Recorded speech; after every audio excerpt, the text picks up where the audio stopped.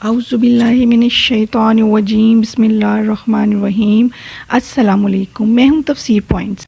رسول اکرم صلی اللہ علیہ وآلہ وسلم نے ارشاد فرمایا، 7 افراد کو اللہ تعالیٰ اس دن اپنے عرش کا سایہ عطا فرمائے گا جس دن کہ اس کے سوا کوئی سایہ نہ ہوگا، اور فرمایا کہ ان میں سے ایک وہ نوجوان ہوگا جس نے اپنی جوانی اللہ کی عبادت میں گزاری ہوگی۔ مصر کے ایک مشہور بزرگ شرف الدین بوصیری گزرے ہیں۔ انہوں نے ایک غریب گھرانے میں آنکھ کھولی۔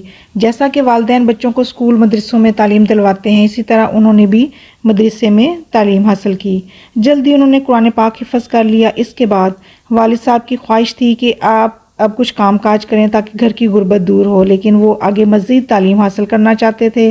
انہوں نے اپنی والدہ سے سفارش کروائی کہ مجھے آگے پڑھنے دیا جائے۔ انہوں نے تجوید، فقہ اور باقی ضروری مضامین کو پڑھا اور بچوں کو پڑھانا شروع کر دیا۔ اس وقت تک آپ ایک دیندار شخص تھے اور مادی کامیابیوں کو ہی ترجیح دیتے تھے۔ آپ کے والد جو تھے وہ غربت سے نجات حاصل کرنا چاہتے تھے۔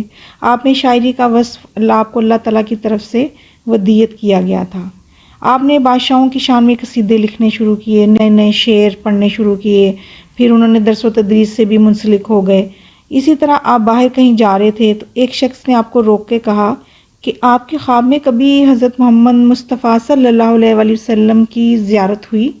اس شخص کا یہ سوال کرنا تھا کہ امام بوصیری کی زندگی کو بدلنے کا سبب بن گیا۔ نے حضور اکرم صلی اللہ علیہ وآلہ وسلم کی حیات طیبہ کا بغور مطالعہ شروع کر دیا۔ آپ جو مطالعہ کرتے گئے، آپ کے دل میں حضور پاک صلی اللہ علیہ وآلہ وسلم کی محبت بڑھتی جا رہی تھی۔ جو وقت گزر رہا تھا، آپ کے دل میں نبی آخر الزمان محمد مصطفیٰ صلی اللہ علیہ وآلہ وسلم کے عشق کی تڑپ بڑھتی جا رہی تھی۔ اسی دوران آپ پر فالج کا اٹیک ہوا۔ آپ کی حالت بہت خراب ہوگی۔ اسی حالت میں آپ 15 سال گزر گئے۔ وہ بادشاہ جن کے قصیدے امام ابو بوصیری لکھتے تھے، انہوں نے پلٹ کے پوچھا بھی نہ۔ آپ بہت دل گرفتہ ہوئے۔ اسی عالم میں آپ نے لیٹے لیٹے سوچا کہ بادشاہوں کے قصے میں نے قصیدے بہت لکھے، کیوں نہ اس کا قصیدہ لکھوں جس کے سامنے ان بادشاہوں کی بھی کوئی اوقات نہیں۔ جب ٹوٹے ہوئے دل سے سچی محبت کے ساتھ الفاظ نکلے تو وہ اس بارگاہ میں مقبول ہو گئے، جس کے بعد وہ الفاظ امر ہو گئے۔ اس سے پہلے بھی امام بوصیری نے عرب کے صحراؤں میں کی اور بہت کچھ لکھا، لیکن اللہ تعالیٰ کو وہ پسند آ گیا وہ کلام۔ میرا ایمان یہ ہے کہ یہ کلام بھی رب کی ہی دین ہے اور وہی رب ہی اسے انسان پر اتارتا ہے۔ جب آپ قصیدہ لکھ چکے تو آپ نے قلم دوات رکھی اور سو گئے۔ اسی رات آپ نے خواب دیکھا کہ آپ صلی اللہ علیہ وآلہ وسلم تشریف لائے ہیں، سبحان اللہ، اور فرمایا، اٹھ بوصیری۔ امام بوصیری نے کہا، میں 1000 جانوں سے قربان، لیکن کیسے اٹھوں؟ کیونکہ وہ فالج زدہ تھے اور اٹھنے سے قاصر تھے۔ آپ صلی اللہ علیہ وسلم نے اپنے دست شفقت ان کے جسم پہ پھیرا اور فرمایا، اٹھ اور مجھے وہ سنا جو تو نے لکھا۔ امام بوصیری اٹھ بیٹھے اور جھوم جھوم کے سنا رہے ہیں، مولایا صلی وسلم دائما۔ اے اللہ، اب دائمی اور ابدی سلامتی بھیجی اپنے محبوب پہ۔ آپ نے وہ پورا قصیدہ لکھا۔ جب رات مجھے میرے محبوب صلی اللہ علیہ وسلم کا خیال آیا تو میں رات بھر جاگتا رہا۔ اب امام بوصیری جھوم جھوم کے پڑھ رہے ہیں اور محمد عربی صلی اللہ علیہ وآلہ وسلم ان کی محبت کو قبول فرماتے ہوئے ان کے ساتھ سن رہے ہیں۔ جب قصیدہ ختم ہوا تو آپ صلی اللہ علیہ وآلہ وسلم اتنے خوش ہوئے کہ انہوں نے اپنی چادر اتار کے آپ کو دی اور ساتھ ہی آپ کی آنکھ کھل گئی۔ دیکھا تو چادر ان کے پاس ہی رکھی ہوئی تھی۔ وقت دیکھا تو تہجد کا وقت تھا۔ امام ابو بوصیری 15 سال کے بعد حشاش بشاش صحت مند اٹھے۔ فالج کا کہیں دور دور تک نام و نشان نہیں تھا۔ وضو کیا اور مسجد کا رخ کیا اور تہجد ادا کرنے گھر سے نکلے تو ایک فقیر نے آواز لگائی، ہمیں بھی تو سناؤ وہ قصیدہ۔ امام بوصیری نے عارفانہ انداز سے کہا، کون سا؟ وہی جس کے بدلے میں یہ چادر بھی ملی، اور چادر کی طرف اشارہ کیا اور آنکھوں سے اوجھل ہو گئے۔ اس قصیدے میں 100 سے اوپر اشعار ہیں اور کسی شعر میں لفظ برادہ استعمال نہیں ہوا۔ تو اس فقیر نے کہا کہ وہی جس کے بدلے میں تمہیں یہ برادہ ملا ہے، لیکن جو چادر آپ کو دی گئی تھی اس کی مناسبت سے آپ کا نام قصیدہ برادہ شریف زبان زد خاص و عام ہو گیا، اور آپ صلی اللہ علیہ وآلہ وسلم نے اس کو شرف قبولیت سے نوازا، تو آج تک اس کا ورد جاری ہے۔ جی ناظرین، اب ہم سورۃ بقرہ کا باقی تفسیر بیان کرتے ہیں۔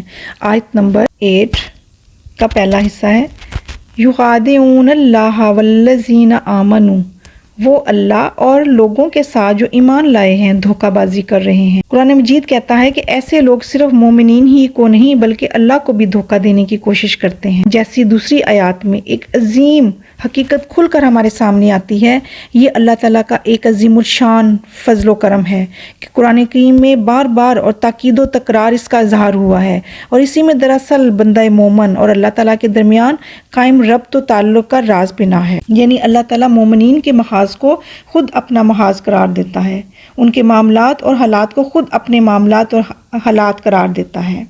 اللہ تعالیٰ انہیں اپنے ساتھ ملاتا ہے اور انہیں اپنے دامن شفقت میں لے لیتا ہے، ان کے دشمن کو خود اپنا دشمن قرار دیتا ہے، ان کے خلاف کی جانے والی سازشوں کو اپنے خلاف سازشیں قرار دیتا ہے۔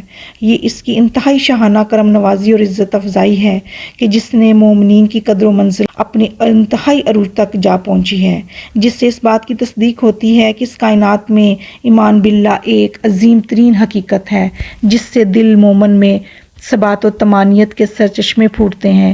وہ دیکھتا ہے کہ اللہ تعالیٰ ایک مومن کے مسائل اور مشکلات کو اپنے دستے قدرت میں لے لیتا ہے، اس کا مارکا اللہ کا مارکا قرار پاتا ہے، اس کا دشمن اللہ کا دشمن بن جاتا ہے۔ آیت نمبر 8 کا دوسرا حصہ، وَمَا يَخْدَعُونَ إِلَّا أَنفُسَهُمْ وَمَا يَشْعُرُونَ، مگر دراصل وہ اپنے آپ ہی کو دھوکہ دے رہے ہیں اور انہیں اس کا شعور نہیں، یعنی وہ اس قدر غافل ہیں کہ خود اپنے آپ کو دھوکہ دے رہے ہیں اور انہیں اس کا شعور تک نہیں، اور اللہ ان کی سب حرکات سے باخبر ہے۔